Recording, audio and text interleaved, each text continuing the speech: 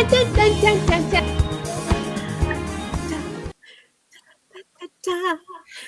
Love Boat. Oh no!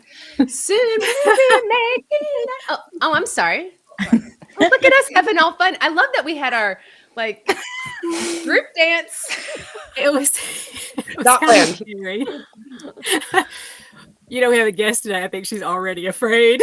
Yeah. I'm just disappointed you didn't tell me we were dancing our way in. I like her ready. attitude, guys.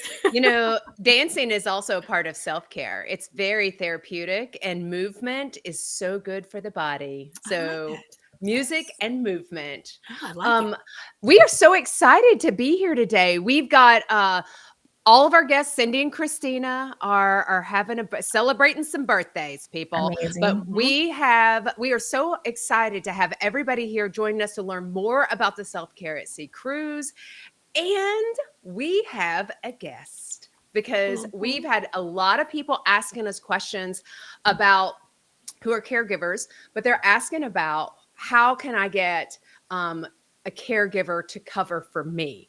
And a lot of people think maybe I can ask my family, maybe I can ask some other people, but we're bringing in an expert on all things home health. And our friend Jessica is here from Care Scout. Hi, Jessica. Hello. Oh, I hope Jessica can come on the cruise with us. That would be so much fun. I've actually asked for them to build that into the budget. I'm not sure if you're aware of that or not. That is a great idea. Yes. I asked. So let's go around and for anybody new who is just leaning in and being like, what's this thing about? What's going on? Who are all these people?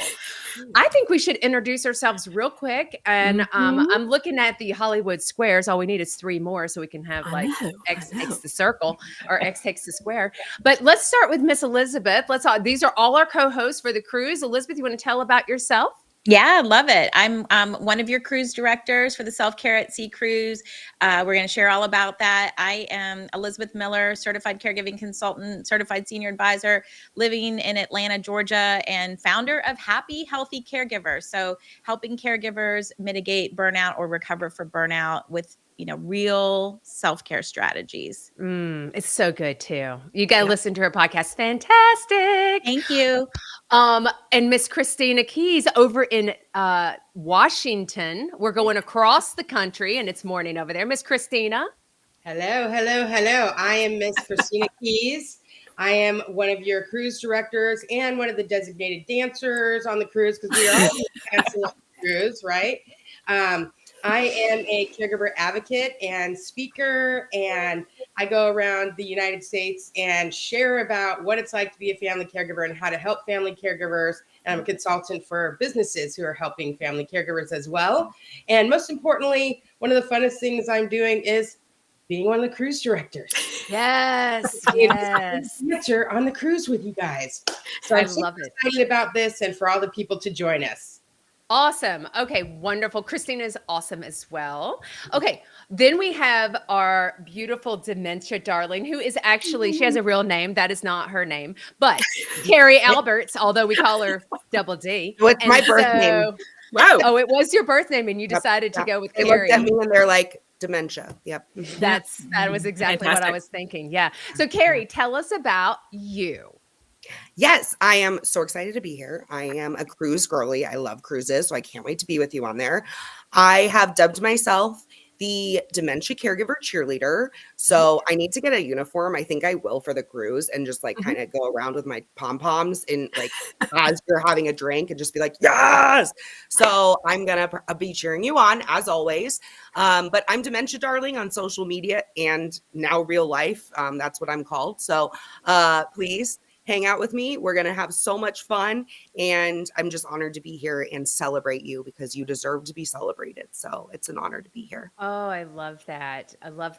And Carrie's been on multiple podcasts as well. Guests all over the place. We just did a podcast talking about sleep and dementia and sleep for caregivers. So that was a lot of fun. So we'll be sharing that with everybody. And then JJ. I wanted to make sure you didn't miss me. Did y'all see me? I was like, I know she never lets me talk. Did you notice that? It's me. So, there you go. So I am JJ. I'm yet another co-host of the cruise, and I am Confessions of a Reluctant Caregiver. I am Confessions of a Reluctant Caregiver. Before Natalie tells you this, I am the oldest sister. Yeah, Natalie's just a little bit younger. And our podcast, all of our social media is about the good, the bad, the ugly of caregiving. So we like to relate, educate, inspire, but all these ladies know that we like to laugh a lot. And we said planning today. I just wanted you guys to know I brought all my formals. I was like, I thought we were planning for dresses today, ladies. So sweet. Wait, I need formals. Oh, What? Oh, girl, it is cash. It is formal. It is whatever feels good to you. Bathing suit is formal on a cruise, by the way. Thank God I have Newly. yeah, no, Yeah. this is all like wash and Preach. wear. I said formal, but it's like go in the dryer, so Okay, we're good. Can I Path-friendly. introduce this? This is Natalie. Can I say it that way? Oh, well, if you'd like to. Natalie, would you like to tell us about yourself? Hi, I'm yellow mustard over there compared to the gray poupon. And so I am the middle sister and a co-host with Confessions of a Reluctant Caregiver. And we are caregivers for our mom and my husband, who's a head and neck cancer survivor. And we have just been so privileged over the last 2 years to do lots of great things to support caregivers alongside our fabulous co-host. And I don't want to waste any more time on me. I do want to mention our other co-hosts, Cindy and Christina Harden-Weiss with AEC Corner. They are amazing. We'll make sure all of the links to our respective websites and social media are in the chat so that everybody knows how to connect with us. We are just a plethora of wonderful resources. And the biggest thing we will always tell you is you are not alone. And so that is our big thing. And why we came together to do the Self-Care at Sea cruise, because it's meant to be fun and you should take care of yourself too. So we have a guest with us today, and we've got the cruise, and I'm going to let JJ talk about Jessica in just 1 second, but I want to give you the quick deets on the cruise. So the cruise is on the Norwegian Aqua. It is October 19th through the 26th of this year. And and basically it's for everyone. It's not just caregivers. We're telling you, bring your family, come by yourself, bring your loved one, do whatever feels good to you. But we're just going to say, just come. And we've got amazing destinations in the Caribbean. It leaves out of Miami. And just as a get-go, you can go to funseas.com/self-care to be able to learn more information. We'll keep talking about the cruise. As people have questions, we encourage you to use the chat. And I'll let JJ introduce Jess, and then we'll round robin the questions. I usually have like, oh, wait a minute. There's also a special going on right now. What, a special? I know. So yes. I'm allowed to tell the special because there's a couple of disclaimers. Can I read those in my disclaimer voice too? You may now read them. Okay. So there is a special right now, and we, of course, don't know how long it's going on, but it is buy your first guest airfare. You get the second guest airfare free. Okay. So, but here's the disclaimer. Can I be serious? Ready. Promotion is subject to availability, capacity controlled, and may be changed, withdrawn at any time without notice. Other restrictions may apply. I wish you'd have said it faster, but that was exceptional. I know. Okay, let's get serious here. Okay.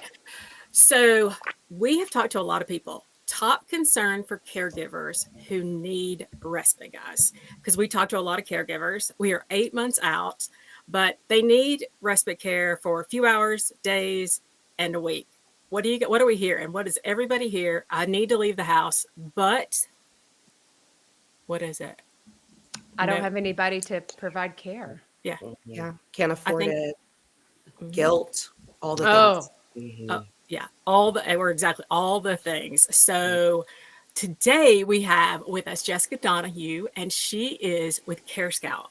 I'm like, okay, is it like a Girl Scout? What is this? They're selling cookies. But it is Care Scout, and they believe that you need quality home care without the stress. And I love that saying. So Jessica is a Care Scout care advocate. Okay. And she is going to help us with home health care. Not just like, okay, here's what it is. She's going to help us from like moment one. So Jessica, thank you for joining us today. We're ready. Like, teach us, because Natalie and I have failed miserably with home health care. I already told you that. Preach. Like, I know. Been there. Yeah. So, thank you. Absolutely. let's Well, I'm talk. so honored to be here. Thank you so much for having me on. I'm so happy to be in this space with these wonderful and amazing people. And yeah, I'm really pumped to talk about home care. This is definitely my career and my bread and butter. And I think, before you even pick up the phone, right, and you make that call, the most important thing to start with is like, you got to take stock. Mm. Where am I? What do I need? And that's a really, really big question. So like, let's break that down a little bit. And what I usually like to do is like, let's just start in the morning. Okay, so you're up, your loved one opens their eyes, and how does the day start, right? Like, do they get out of bed on their own? Do you find them downstairs eating breakfast? Are you helping them out of bed? Are you helping them with their personal care? Are you making their food? And really just going through moment by moment and wanting you to take stock of, what do you do? What do other people do now for you informally? What could they do for a little while? Your neighbor may come over once a week so you can go volunteer, go to church, whatever it is. Could she do that every day for a few days? Taking stock of what you have, what resources you have, and then where you have needs now, and also where you're going to have needs if you're wanting to go away for a period of time. So really, before you even pick up the phone, feeling like you have an idea of what you're calling them for. Okay. So it almost sounds like, do you do should you almost like do a time study? Like a I mean, I journal for would. maybe a week or Why 2 not? weeks to kind of see, and if there was anything that was outside the norm, you would just kind of jot that down for your schedule and that sort of thing? Absolutely. I think that would be a great idea, and that would help you really feel prepared. But it also might help you to write in there like, I wanted to go out to dinner with my friend on Tuesday, but I couldn't leave my loved one. I wanted to go to a exercise class on Wednesday, but I couldn't leave. I couldn't find anyone. And maybe that'll help you think about where you want to plug somebody in long term. Because one of the things that like JJ and I had talked about is respite's great, and respite's so important, but not just for 7 days for a cruise. Like, you kind of need respite ongoing.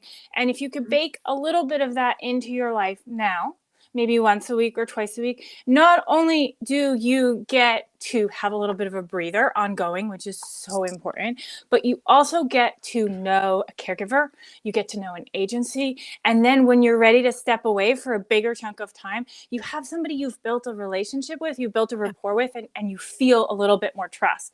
Or if you flamed out big time with the first one, you've moved on to the second one, you've learned some things, you're ready for that, and you're more prepared than if you're calling them, I need respite next week for 3 weeks, and you've never met any of these people before. Like, you know what I mean? Because the first one doesn't always work out. I Preach, know what you girl. mean there. Or the first 6 sometimes. Okay, that's true. That's true.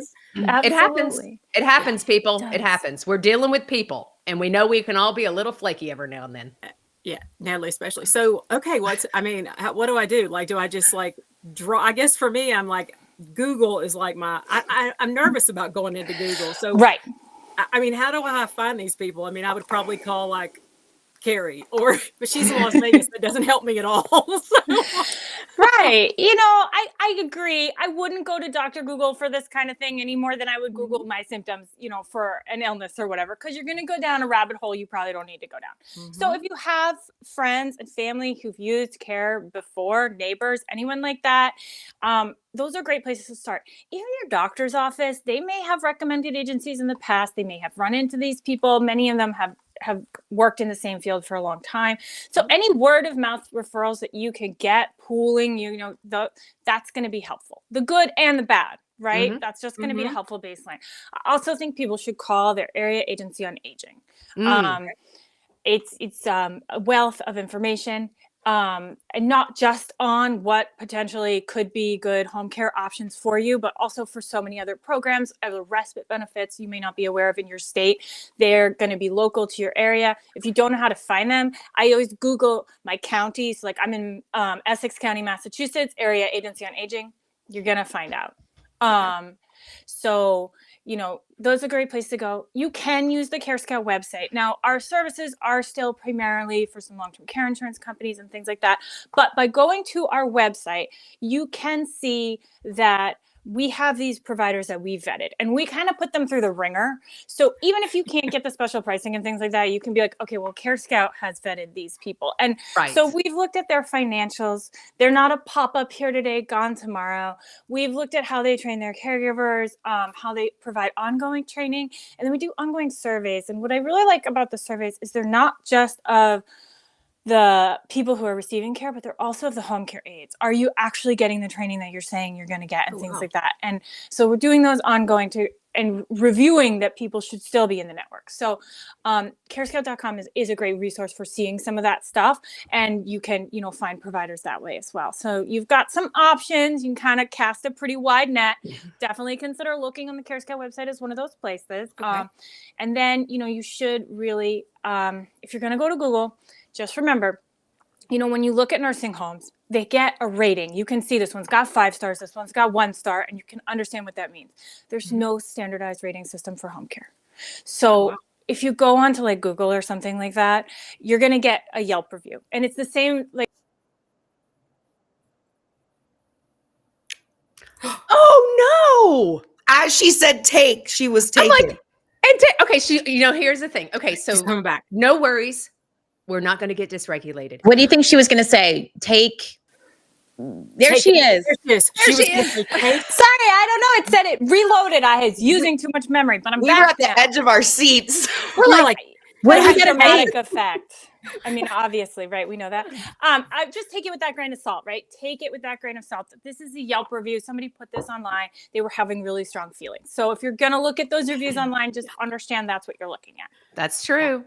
Can I Go throw ahead, Carrie? in a couple Please. things with that? Because yes, I love what you're saying. So important. And I worked for a senior services out here in Vegas, and we're not a great state in supporting people. It all goes to tourism. So I was shocked to find that we actually had respite hour programs for people that qualified, and you could get a couple hours a week paid for. So you can always see if there's foundations in your area that you qualify for. Look into the HFC, the Hilarity for Charity grant for respite. My friend got it, and it changed her life for the year.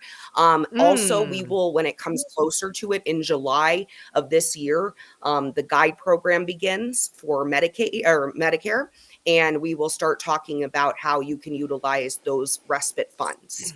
So there is hope. There are ways to supplement. And also, as Jessica's saying, Google, the people who have bad experiences, they're the ones that post reviews. And yes, take it like with a grain of salt. Preach, girl. Word That's of mouth. exactly right. Yes. Yep.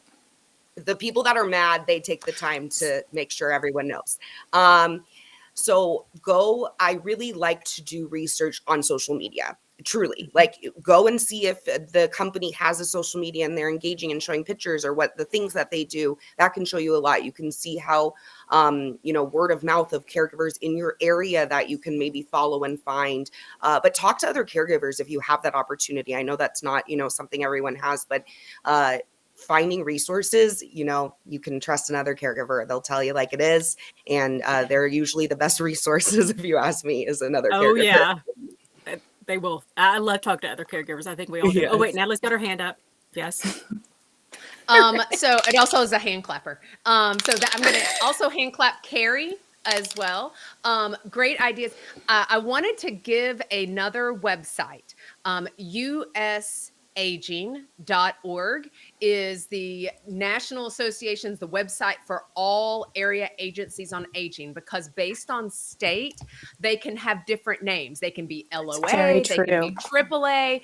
And so I'm just on here on their website. It's usaging.org, and it'll say, it's all kinds of resources, and it'll tell you who their members are. And that's all of your AAAs. So you can look up your AAA by state. Yep. Yes. And the ARCH National Respite Network and Resource Center is ARCH, ARCH, respite.org. And you can also go on there. Jessica didn't know. We're like, okay, Jessica, you're like telling people where to go. We're telling them how to get money. I mean, we're selling it. I love it. Yeah, I mean, it's true. And I always say, people assume they may not have served long enough as veterans, but you should check with your VSO officer, veteran service officer.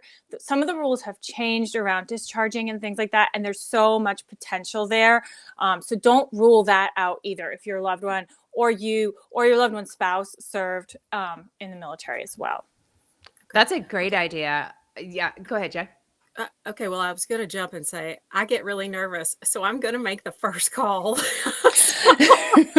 So what happens when I call them? Like, Yeah. there was one Right. time I called and I got like sent a voicemail. It kind of sounded Yep. like all scrappy, like a cell phone, and I was like, I don't know about this.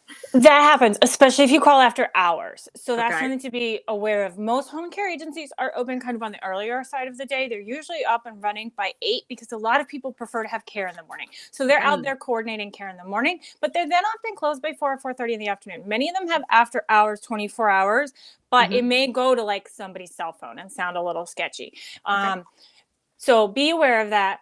I like to call home care agencies kind of in like the mid-afternoon because that feels like a time that's kind of a lull for them around 1 or 2. Their mornings are packed. That's when most of their caregivers are out providing care, which means they're coordinating, this one's running late, this is happening over here. They're with their current clients, and that's where their focus is. And like, I kind of want that to be their focus if I'm going to be their current client.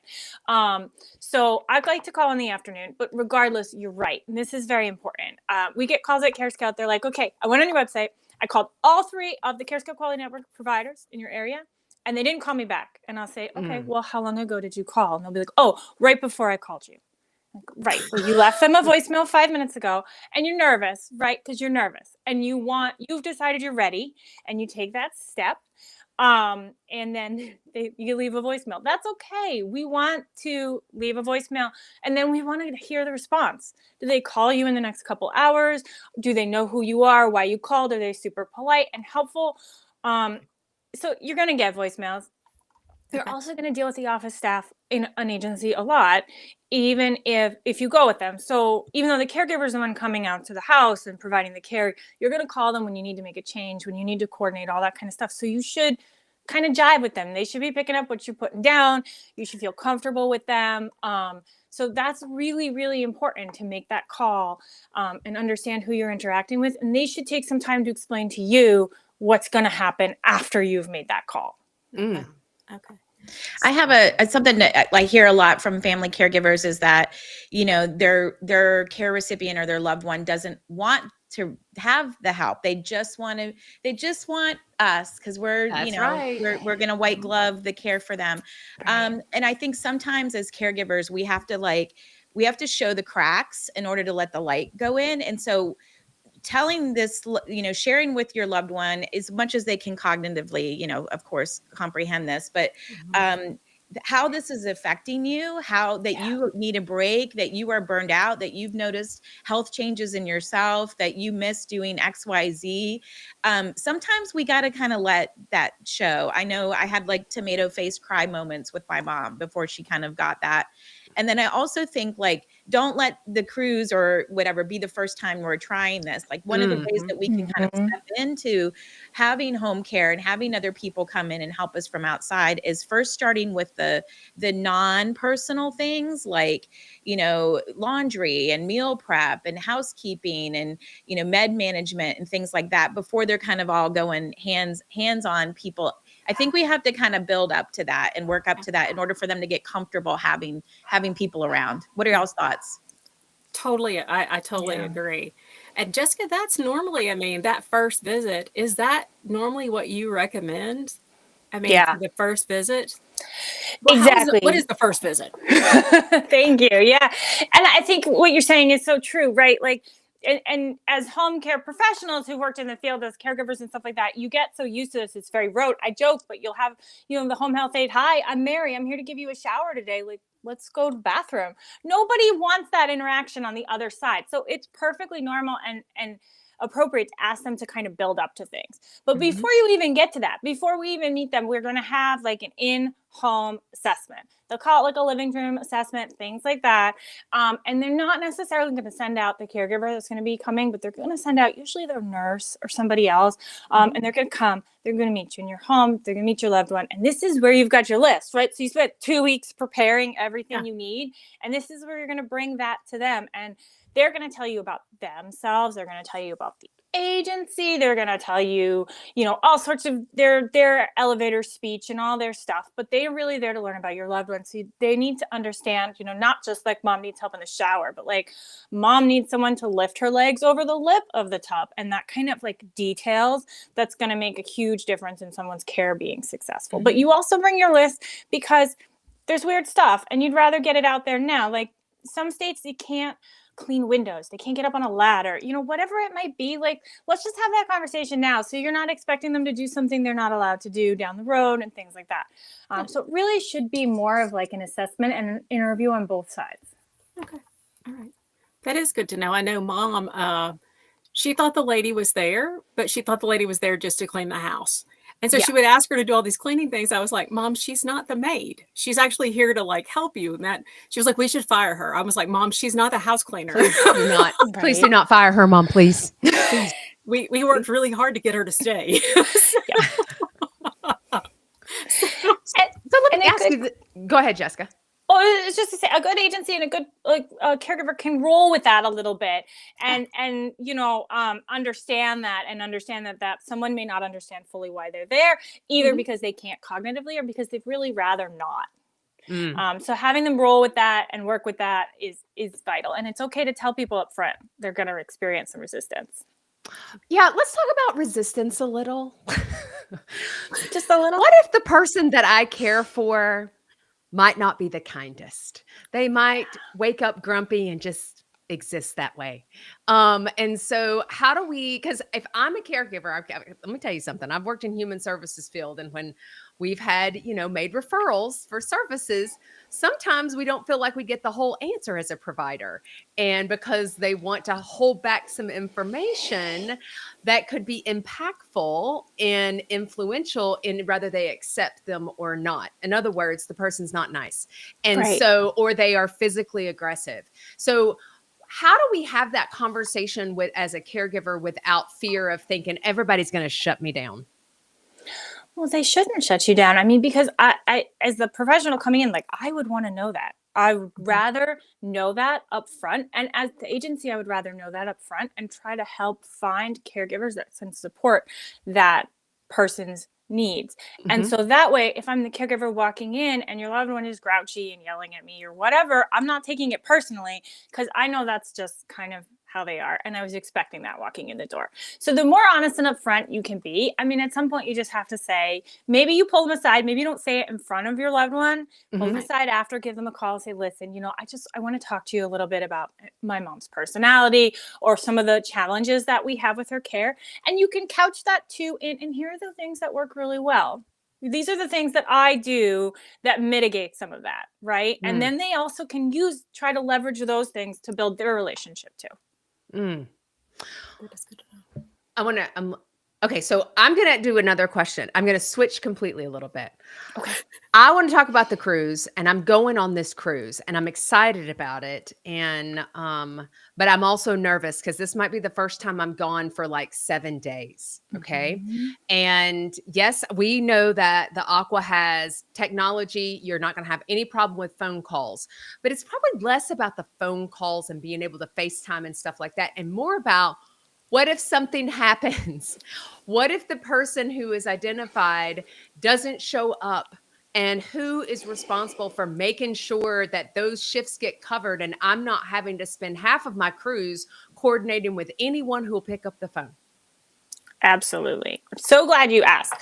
And so a 2-part answer to this. Both parts are really important. Number one, we ask that of the agency right up front. And we talk to them about it, and we talk to them and we make sure they have that 24/7 line so that if somebody calls out in the middle of the night, they're getting the on-call person who can then start to deal with the problem. And you want to make sure that they do have some contingency plans for that and understanding all of that. But also, at the end of the day, the reality is that there will be times, even if you're on a cruise, where your caregiver is not going to show up. And it's not necessarily because they're bad.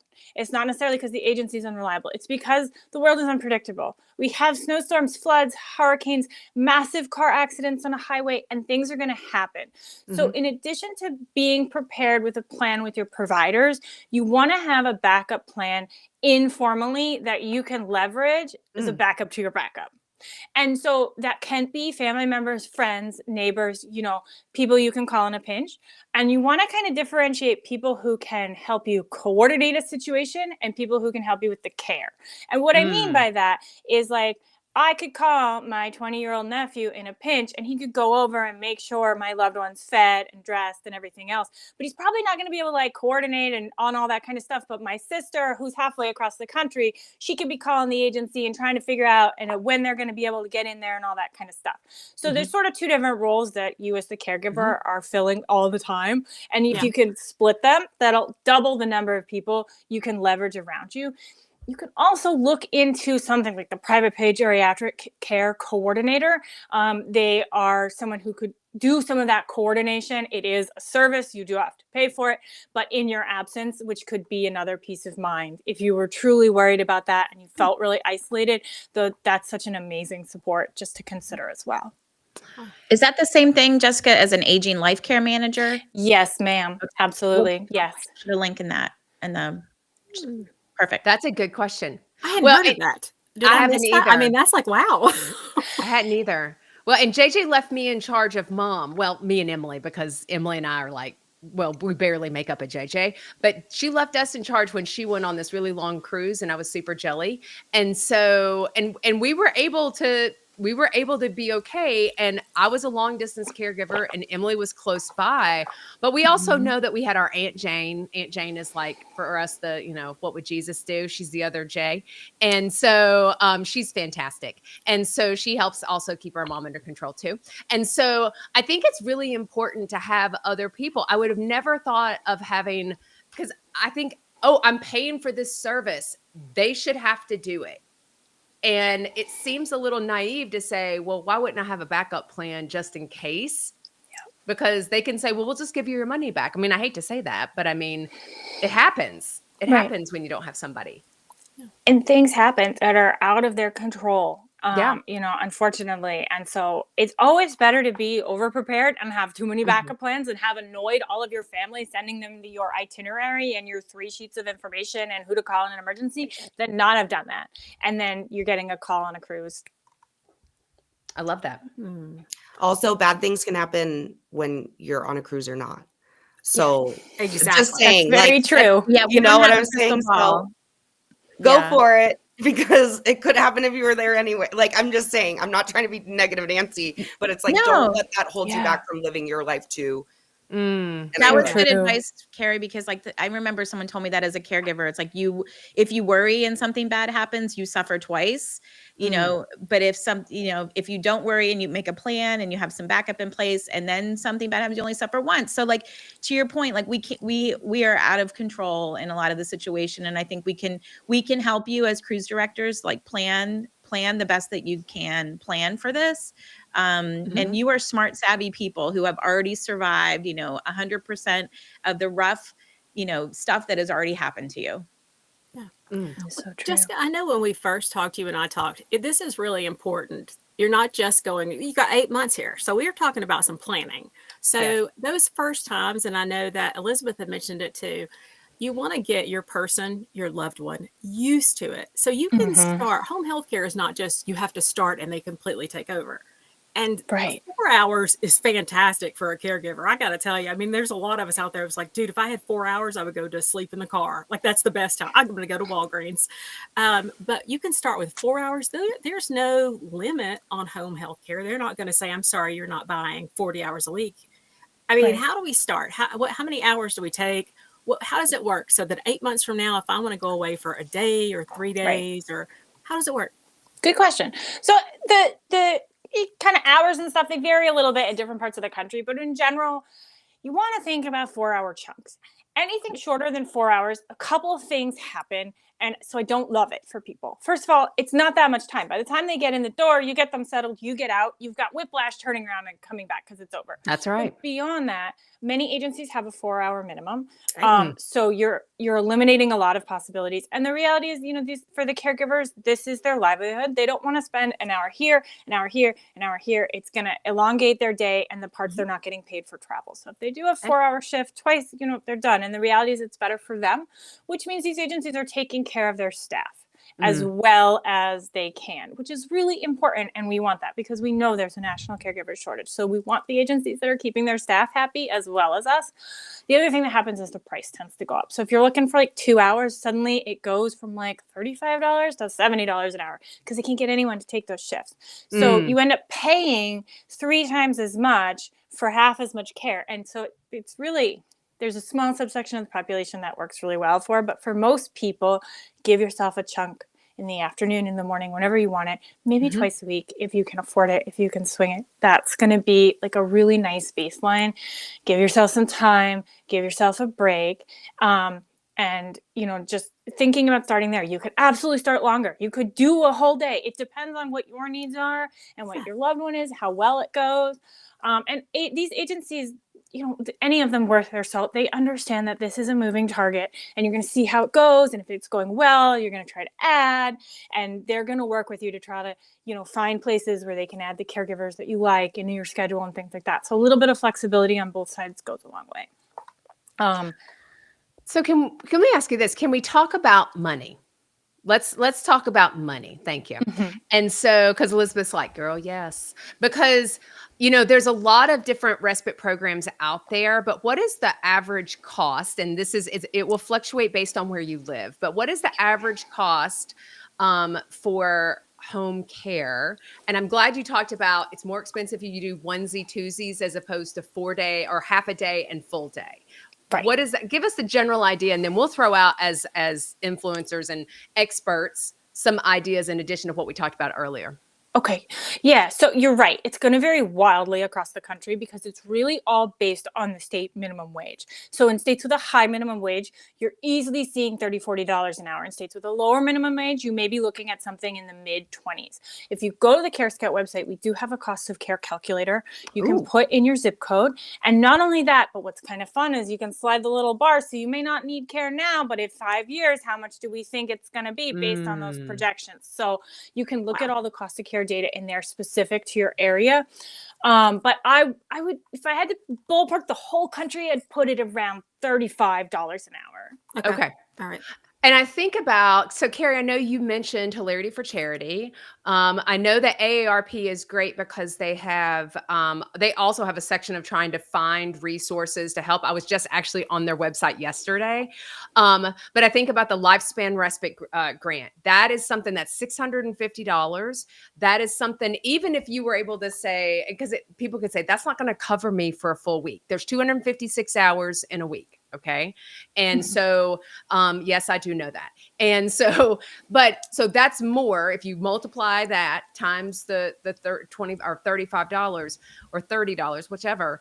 But what it does is that could allow you to practice. It allows you immediate relief and practice to see how your loved one's going to do, so that if you need to pivot, then you pivot to something different. And so I know with Medicare, recipients, there is a component that's built in there, but it is not home health that I'm aware of. It is typically the person goes to a skilled nursing facility, and that's where they would do their respite. And I know folks get a little concerned about that because, again, they can be up and down, but that's no different than any provider is what I would say. Ladies, any other pieces that you'd want to say? Oh, I see the chat's really going. And is there any insurance? Well, my question is there any insurance because you just said future costs. And so that makes me really nervous. I just want to ask this question. But when we're looking at it, we bring it in there because I know I want my caregiver to give me respite. Is there insurance out there that will cover home health care? Oh, absolutely. There's certainly long-term care insurance plans that cover home health care. You could definitely look into something like that for the future. Absolutely. We'll have another class for that. Oh, yeah. That's a whole And other I am topic. not an expert on this either, but I know one of the things my husband and I did for us, we don't have long-term care insurance for he and I, but we wanted to kind of prepare for the future. And so one of the things our insurance agent recommended that people can look into is something called a living benefit, where you can take money from your insurance policy while you're still living.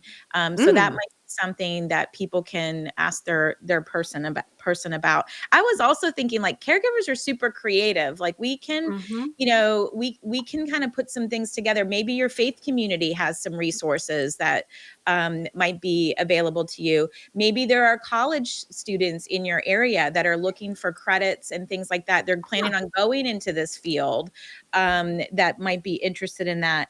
And I think Ooh, good too, like I idea. never Yes, ma'am. tried this personally, but like, assisted living communities sometimes have vacancies and will allow you to kind of try it out too for like a week to see what that's like. And that depends on their availability. And of course, you'd want to find a reputable one there. And then, I work a lot with employee resource groups for working caregivers. And I feel like, Mhm.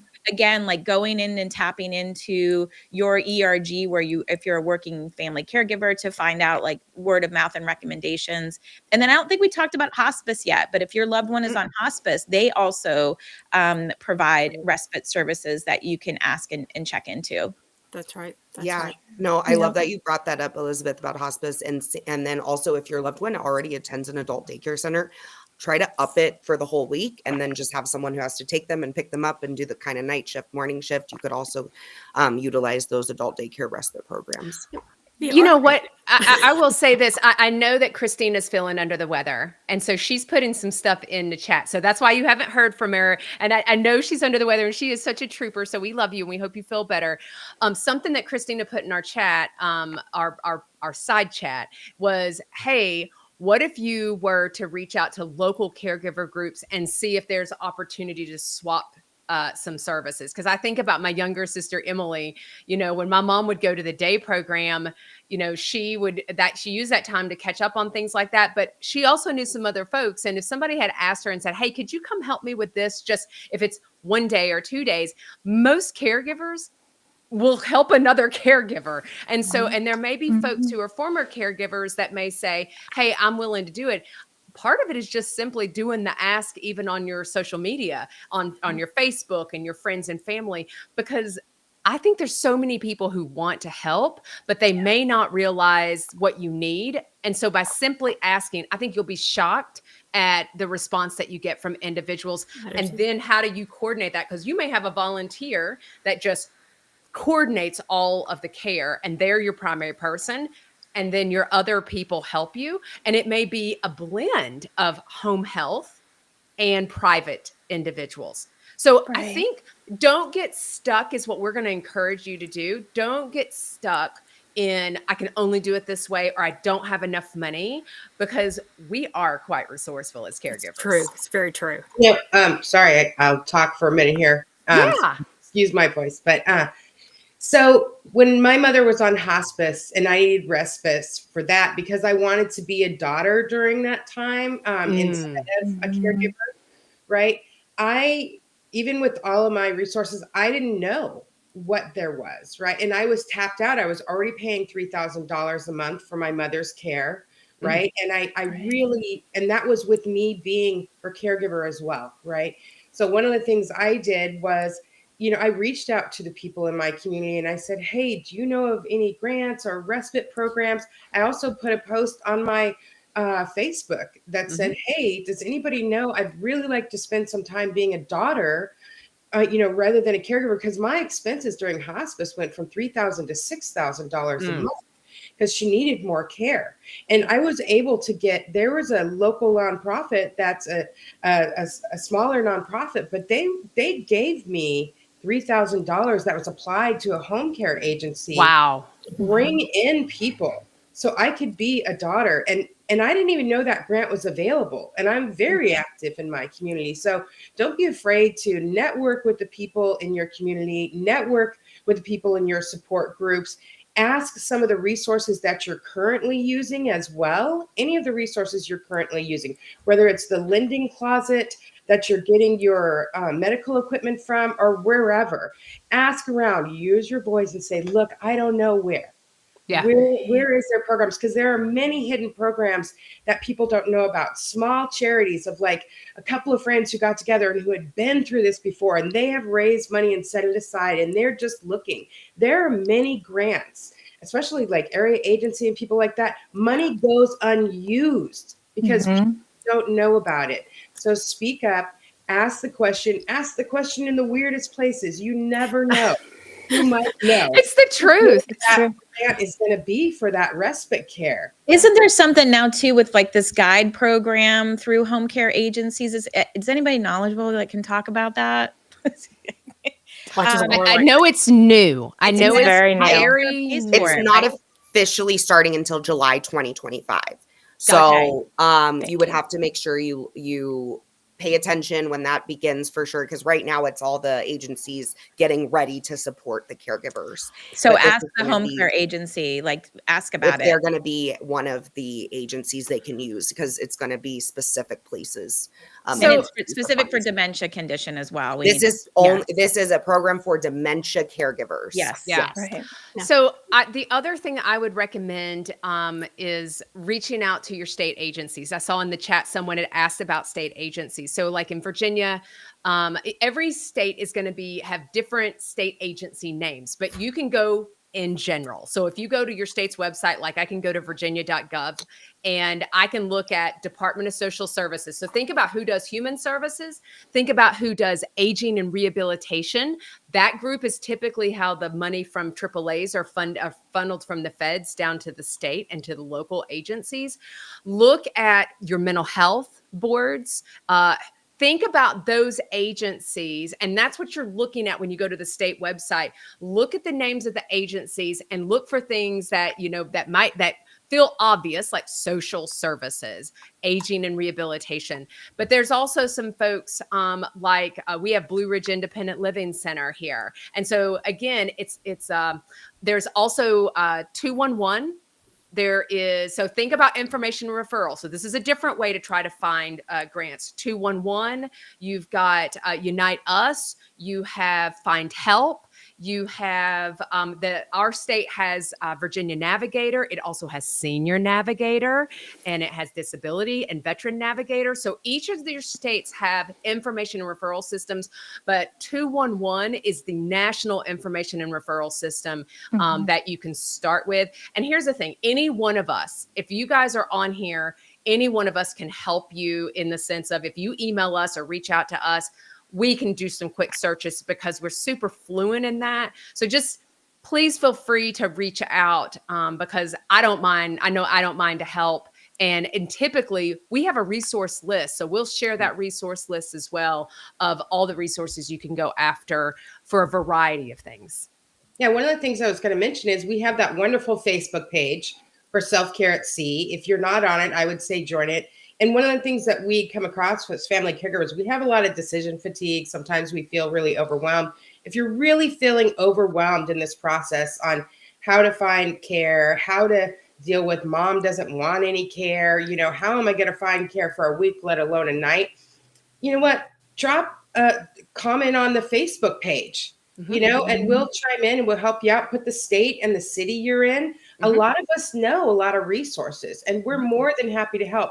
I also want to say, if any of you have a care coach, a personal care coach you're working with, if you don't know what a care coach is, it's basically a counselor, a coach, or a mentor that's taking you through your care journey. If you have that, they are more than happy to help you find local resources as well. So these are some options where I don't know how to do it. I don't know exactly how to do it. You don't have to. You don't have to do it alone. We're here to help you. So drop something on that Facebook page, a question on that Facebook page, your city and state, or check out some of your local care coaches as well. I have another question for Jessica. So here's a question. Do you have to be, or would you recommend, do you have to be certified to provide care? Because I don't technically have a certification. Good question. So this is another thing that varies a little bit state to state. Some states have different requirements. But one of the things that gets really confusing when you start talking about certified home care, and I always try to remind people this, there's sort of two types of home care, and they do really different things. There's what we used to call Visiting Nurses Association that are now kind of calling themselves like certified home care agencies. And these are not the ones that are going to come in and help you in your day-to-day life. They're sort of the rehab services that you get when your loved one gets discharged from the hospital. They're usually ordered by a doctor. There are things like PT, physical therapy, occupational therapy, nursing, those kinds of services. And they're short term. They're usually covered under your medical insurance to kind of boost you back up to your baseline. So when we talk about like certified caregivers, that's often what people are referred to. And then the more custodial caregivers are the ones who are coming from more of a personal caregiver agency. And so they may be licensed differently by your state too. So, that's always something to consider. And many of the more custodial care states don't have certifications for the custodial care. They're only because the ones covered under your Medicare, I mean, they get a lot more certificate because the insurance is paying for them, right? So you may not necessarily have certified professionals. Most of the time, though, the aides themselves do have to have gone through some training. And any good agency can describe to you what that training is. It's usually like 36 hours of classroom training, and they pass a test, and they have to do these, skills and show these kinds of things. All that kind of stuff. So be really careful with the difference, because if you're going to be really disappointed if you call one of those certified home health care agencies, they may not provide home care. You're going to feel a little bit confused. So like you may have loved them. They came out after a hospitalization. They were super supportive, but they're more clinical staff like nurses and PT and OT. They're not the people that are going to be able to come out and sit with mom, help her get dressed, get showered, then make her breakfast, all that kind of stuff. That's not their role. So there's two different types of home care. So just keep that in mind. I want to reiterate that what you said, Jessica, because that was so confusing to me as a caregiver. Like, home health had to be prescribed by somebody for rehab and services, and it was typically paid for by insurance for a certain length of short-term time. But home care is something that any of us can go out and get a professional caregiver that can do certain types of duties. They can't do, certain types of things they're not allowed to do. I know one of the frustrations for my mom was she was diabetic, and like a home care agency could not give her insulin. Right. Which was a bit frustrating, which was why as a family, we typically had to go, with a private pay type of caregiver that we, drew up an agreement with to have some kind of an understanding there, because we would have never been able to leave for overnight or leave for more than 4 hours at a time, because she needed insulin, 4 times a day. So I wish that was like one of the areas where there was a little more leniency, because she was pretty high functioning, other than somebody had to kind of give her pen. And she could even put it in herself. But anyway, I think it's important that people understand the differences, because we're learning such a glossary of word soup salad as family caregivers. And it's super frustrating. Well, I know, Jay, we've got like 8 minutes left. And this has been, it's shocking, because this is such an important conversation. It's something that I know enough to be dangerous about. And I feel like some people are going to be more fluent in it. I felt the same way about caregiving, to be honest with you. You don't really know it until you get in the middle of it. And you have ideas, you've seen people, but then you're in the middle of it and you're like, woo, dumpster fire some days. And so, and some days are easier and some days are harder, and that's okay. But I think this is a great conversation. I'm so glad we talked about the difference between home health and home care, skilled or unskilled, so certified versus uncertified. And it really is about identifying what works best for families. And so I think that's really important. I did see a question that came through, but I want to wrap us up a little bit and talk about the cruise just a little bit. So if anybody has any questions, Jessica, thank you so much for being with us. We're going to have you stick around for the last couple minutes if you don't mind. Absolutely. But we want to talk about the cruise. Of course, you're welcome to come on the cruise. Ladies, anyone want to jump in and start with, this is what we got and this is going to be great. Well, I'll jump in. Thank you, Jessica, first of all, because I learned loads. So we just kept her on. We were like, we should have her back, Yeah, no kidding. Anytime. Yeah, this was wonderful. So much fun. Come on the cruise. Yeah, I know. We could have your own little section. You're like, so. Just send us that requisition for expenses. We'll take care of you, Jessica. We'll sign off. Yeah, absolutely. So so the cruise, important. Okay, so the cruise here, just as a reminder to everybody, it's October 19th through the 26th. You've got, 8 months And this is the best part. Everything is on funseas.com/self-care. I love the runner across the bottom. Thanks, Sia. So people can know all the details are there. We're going to start putting even more resources on the website. This recording will be on the website so people can listen and learn about home health versus home care and how to access resources to be able to afford it, different strategies. But guys, this cruise is for everybody. It's out of Miami. You're still able to take advantage of the payment plan. Okay. So that's really important. There is the deals that we have going on. It's buy one, get the second airfare free. Again, JJ said the very cute little disclaimer. I wish she'd have said it a touch faster like they do on Promotions are subject TV. to availability, capacity control, may be changed, withdrawn, or at any time without notice. Other restrictions may apply. I swear to God, just in case JJ's first gig doesn't work out, which is clearly unpaid. I can totally read disclaimers. But one of the other things is, you know what? Your final payment is not due until June the 7th. Yep. It is entirely refundable until June the 7th. Yes. So go ahead and make those reservations now because the airfare deal may not last that long. I don't know. That's always sketchy.